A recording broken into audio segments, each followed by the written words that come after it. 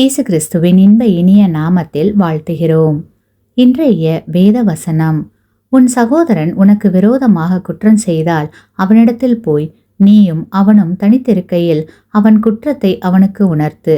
அவன் உனக்கு செவி கொடுத்தால் உன் சகோதரனை ஆதாயப்படுத்தி கொண்டாய். மத்தேயு 18:15. Today's Bible verse. Moreover, if your brother sins against you, go and tell him his fault between you and him alone. If he hears you, you have gained your brother. Matthew chapter 18 verse 15. இந்த வசனத்தை மீண்டும் ஒருமுறை வாசிப்போம்.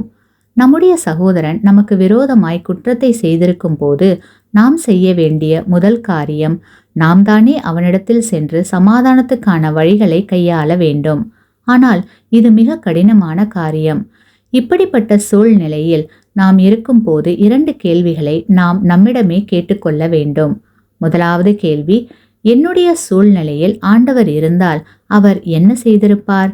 இரண்டாவது கேள்வி, நான் என்னுடைய சகோதரனின் இடத்தில் இருப்பேனானால் எனக்கு என்ன செய்யப்பட வேண்டும் என்று விரும்புவேன்? கடினமான சூழ்நிலையில் மேலே கூறிய கேள்விகளை நமக்கு நாமே கேட்டுக்கொண்டோமானால் எவ்வளவு நலமானதாக இருக்கும் என்பதை உங்களால் உணர முடிகிறதா? கிறிஸ்துவுக்குள் அன்பானவர்களே, மன்னிப்பு மனிதனை மாற்றும். தவறு செய்கிறவர்களின் பின்னணியை நாம் சற்று நிதானத்துடன் ஆராய்ந்து பார்த்தால் அநேக வேளைகளில் பரிதாபமாக இருக்கும். மனப்பூர்வமாக மன்னிக்கும் போது வாழ்க்கை மாற வாய்ப்பு உண்டு. ஆமேன்.